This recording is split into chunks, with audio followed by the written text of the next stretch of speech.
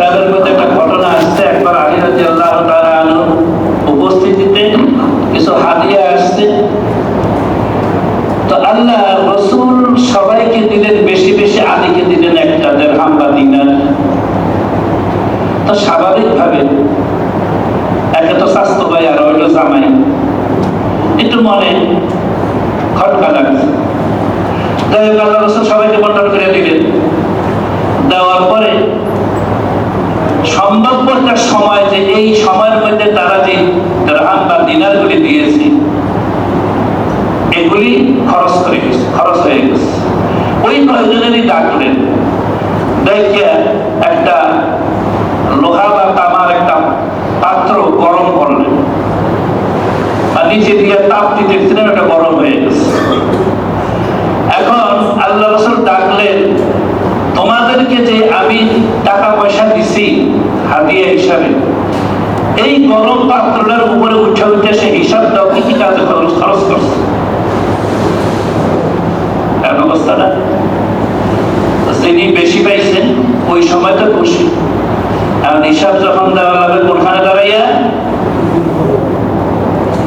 এই পাত্র কি কিয়ামতের ময়দানে এসে ঠান্ডা না আরো কম, মানে কিয়ামতের যে ময়দান হবে এটা যে 1000 কোটি গুণ বেশি তাপযুক্ত হবে, দুনিয়ার আগুন থেকে কিছুই না। এখন আগে বুঝে আসছে আল্লাহ রাসূল শ্বশুর হইয়া চাস্তো ভাই হইয়া আমারে কেন কম দিলেন। আলী তো খুশি, তখন দৌড়ে আসছে, আয়েশা লাগতেছে, ইয়া রাসূলুল্লাহ আমার 1 টাকা দিবেন, আমি এই কাজ খরচ করছি।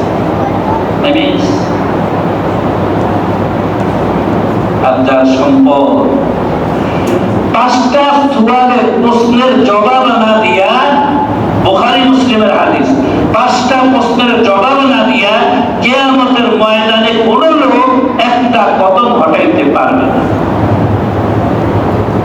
1 নম্বরে তোমাকে যে হায়াতটা দিয়েছিলাম, এই হায়াত কোন কাজে ব্যয় করছে? এই হায়াতের মধ্যে যৌবনকাল আসছে না?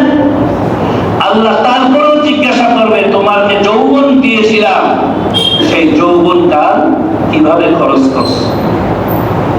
তোমাকে আমি ধন সম্পদ দিয়েছিলাম, সেটা কিভাবে আয় করছো?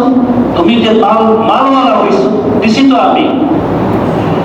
হালাল পন্থায় চাইলে আমি হালাল পন্থায় দিতাম, হারাম পন্থায় চাইছো হারাম পন্থায়। আর তোমার তো বাজেট, তোমার 60 বছর হায়াতের জন্য আমি 500 কোটি টাকা বাজেট করছি, কথার কথা। তাও তোমার জন্মের আগে না, দুনিয়ার সৃষ্টির 50,000 বছর আগে। এখন যে তুমি যে মালটা কামাই, তোমার বাজেট তোমার কাছে পৌঁছবে। আমার নীতি হইল তোমার কাছে আমি পৌঁছাইবই। তুমি যদি হালাল পন্থায় চাও আমি হালাল পন্থায় দিব, যদি হারাম পন্থায় চাও আমি হারাম পন্থায় দিব। এখন কিভাবে মাল দৌলত কামাই করছো হিসাব দাও। আবার আল্লাহ কেন আবার বলছেন হালাল ভাবে কামাই করছো, ঠিক আছে, কিন্তু খরচটা কিভাবে করছো সেটারও হিসাব দাও। আমাদের সমাজে অনেক লোক আছে নীতিবান, নামাজের সাথে অনেকে জড়িত না, বা কেউ বা জড়িত, খুব নীতিবান।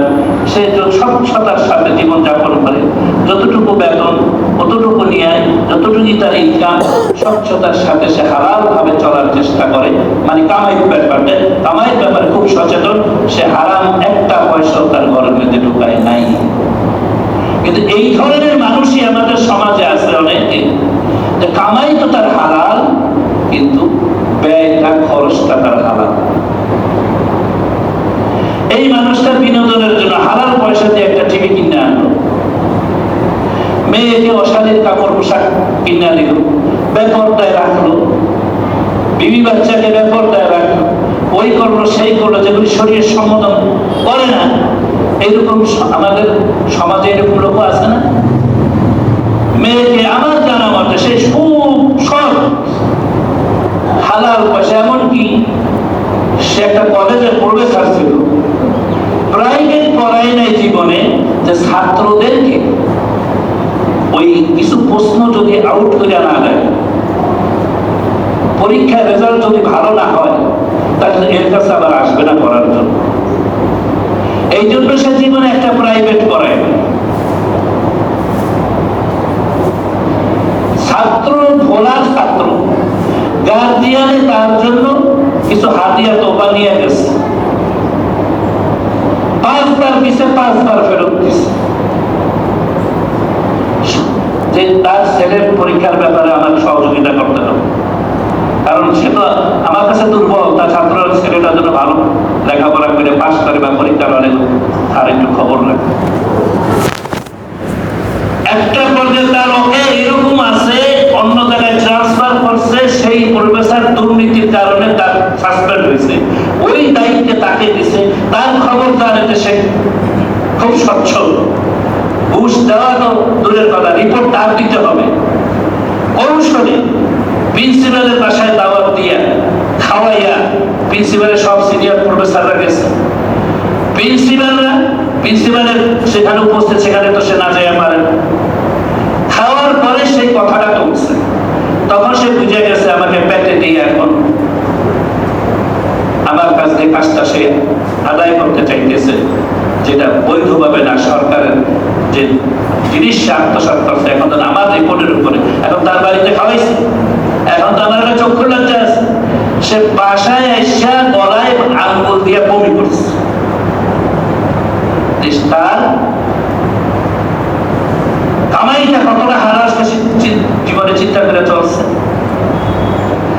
এই লোকটাই আবার তার মেয়েকে হারমোনিয়াম কিনে দিচ্ছে, গান শোনার, গান শেখার জন্য গিটার কিনে দিচ্ছে।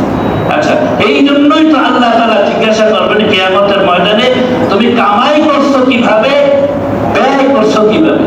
অনেকে কামাই করে হালাল ভাবে, ব্যয় করে হারাম ভাবে, আবার অনেকে হারাম ভাবে আয় করে আর হালাল জায়গায় ব্যয় করে।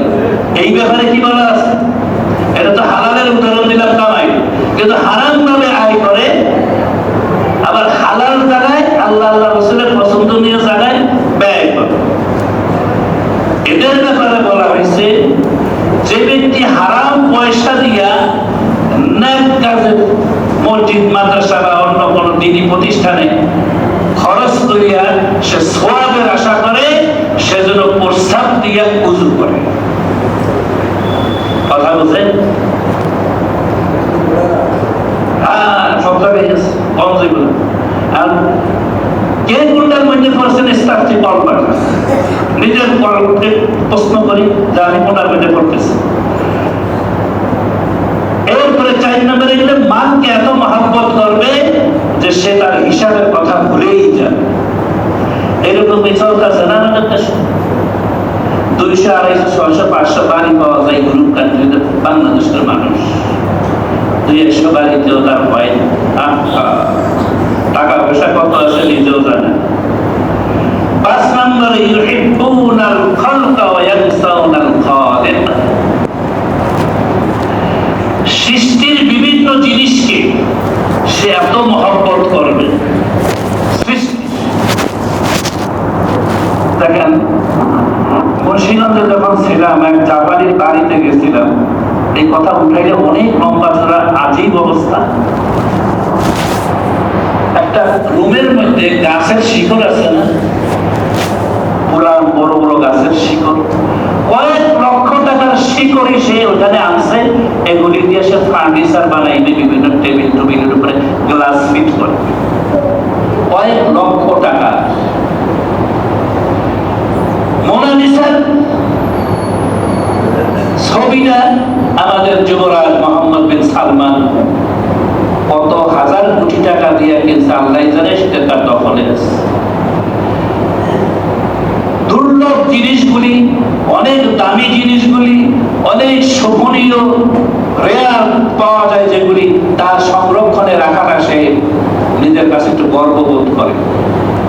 এই রকমের লক্ষ কোটি টাকা খরচ করে সে সৃষ্টির জিনিসগুলিকে পছন্দ করিয়া তার আয়ত্তে রাখছে। এরকম মানুষ পৃথিবীতে বর্তমানে আছে না? কোথাও একটা দামি জিনিস দেখছে, ইউরোপে বা আমেরিকা গেছে করতে, এইটা আশেপাশে দূরের কথা, ভোলা জেলা তো দূরের কথা, বরিশাল বিভাগের মধ্যেও নাই, সে নিয়ে আসছে। কোনো প্রয়োজন শখ করছে, নিয়ে আসছে। তো সৃষ্টিকে সে ভালোবাসবে, স্রষ্টাকে সে ভুলে যাবে। সৃষ্টিকে সে ভালোবাসবে, স্রষ্টাকে ভুলে যাবে। এরকম চলতেছে কি চলতেছে না? তো পাঁচটার একটাও বাকি নাই, তাইলে আমরা শেষ জমানায় অতিবাহিত করতেছি। দেখেন, আসল কথা বলতে গিয়ে যে মানে এখন পরিস্থিতির মধ্যেও এইরকম শেষ জমানার হুবহু বাস্তবতার মধ্যেও, রাসূলের ভবিষ্যৎবাণীর মধ্যেও আমরা শেষ জমানায় বসবাস করতেছি। এই অবস্থায়ও যে আল্লাহ তাআলা আমাদেরকে একটু টুটাফাটা মেহনত করার, একটু নামাজ রোজা করার তৌফিক দিতেছেন, হাজারো আল্লাহর কাছে হাজারো কোটি শুকরিয়া বলি, আবারও আলহামদুলিল্লাহ। একটা কথা বলে শেষ করি। মুহররম মাস যেহেতু চলতেছে, কারবালার ঘটনা তো আমরা অনেক শুনছি। এখানে অনেকেই একটা জিনিসকে, একটা মানুষকে দায়ী করে, সেটা হলো মুআবিয়া রাদিয়াল্লাহু তাআলা